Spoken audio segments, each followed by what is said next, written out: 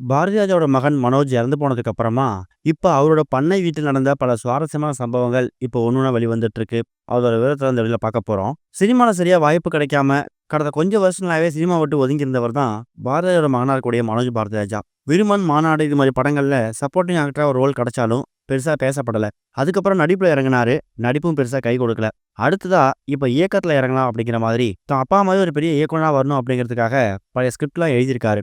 அந்த ஸ்கிரிப்டுக்கான வேலை எல்லாத்தையும் தன்னோட பண்ணை வீட்ல வச்சு தான் எழுதியிருக்காராம். இவங்களுக்கு சொந்த ஊர்ல இருக்கக்கூடிய ஒரு பண்ணை வீட்ல எல்லா வசதியும் இருக்கிற மாரி இடம் இருக்குதாம். அந்த இடத்துல கிராமத்துல இருக்கிற மாரி ஷூட்டிங் நடத்தணும். இதெல்லாம் ப்ரொடியூசர் கிட்டயும், ஆக்டர் கிட்டயும் பேசியிருக்காரு அப்படிங்கிற மாரி பல தகவல் நம்ம பார்த்திருப்போம். அந்த பண்ணை வீட்டுக்கு போயிட்டு இரவு நேரங்கள்னு பார்க்காம எல்லா இடத்துலயும், எல்லா நேரங்கள்லயும் ஷூட்டிங் இந்த சீன இங்க வச்சுக்கலாம். இந்த காட்சிய இங்க படமாக்கலாம் அப்படிங்கிற மாரி எக்கச்சக்கமான ரிஹர்சலையும் மனோஜ் பார்த்திருக்காரு.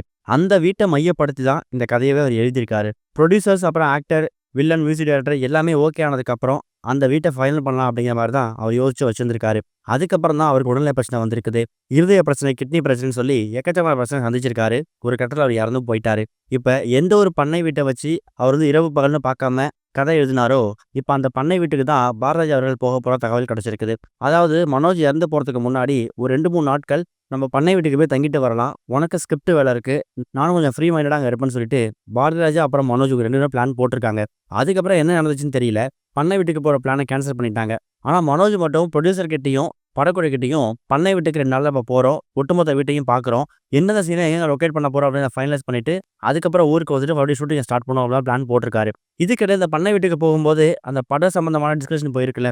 அந்த நேரத்துல அந்த ஊர்ல இருக்கக்கூடிய மக்கள் எல்லாமே அந்த இடத்துக்கு கூட்டிட்டு வாங்கலாம். நைட்டு பகல்னு பார்க்காம அந்த வீடு முழுக்க எந்தெந்த சீன்ஸை வந்து எங்கெங்க ஷூட் பண்ணணும், எந்தெந்த ஆங்கிள் இருந்து கேமரா வைக்கணுங்கிற மாதிரி பல விஷயங்களை ஒண்ணு ஒண்ணா மனோஜ் பார்த்து பார்த்து பண்ணாராம். அந்த ஊர்ல கூடிய மக்களும் அவங்களும் தூங்க போகாம இரவு பகல்னு பார்க்காம அங்கேயே நின்று அந்த ஷூட்டிங் பார்க்கறதுக்கான வேடிக்கை பார்க்கறதுக்கு வெயிட் பண்ணிட்டே இருப்பாங்களாம். ஆனா கடைசி வரைக்கும் அந்த ஊர் மக்கள் ஷூட்டிங்கும் பார்க்கல. இரவு பகல்னு பார்க்காம இவர் ஷூட்டிங்கான வேலையை ஆரம்பிச்சாருல, அந்த வேலையை கடைசி வரைக்கும் ஆரம்பிக்காம இப்போ அவர் இறந்து போயிட்டாரு. இவரு இதுக்கு முன்னாடி ஒரு படத்துல ஹீரோவா நடிச்சிருந்தார்ல, அந்த படத்தை ரிலீஸ் பண்றதுல ஒரு சிக்கல் ஏற்பட்டிருக்கு. அவங்க என்ன பண்றாங்கன்னா மனோஜ் கிட்ட பண உதவி கேட்டிருக்காங்க. ஒரு 10 லட்ச ரூபா பணம் கொடுங்க. படத்தை ரிலீஸ் பண்ணிட்டு அந்த வசூல் மூலியமா வரக்கூடிய பணத்துல வந்து உங்க நகையை மீட்டு கொடுக்குறாங்க மாதிரி சொல்லியிருக்காங்க.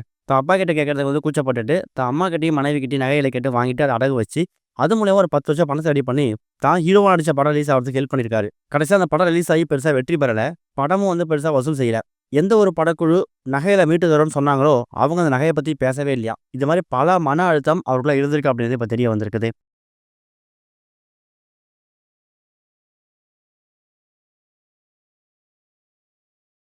இதுவரைக்கும் கனெக்டிங் டிவிக்கு சப்ஸ்கிரைப் பண்ணனா மறக்காம சப்ஸ்கிரைப் பண்ணிக்கங்க. உடனடி அப்டேட்ஸ் பெறுவதற்கு நோட்டிஃபிகேஷன் பெல்லையும் கிளிக் பண்ணிக்கங்க.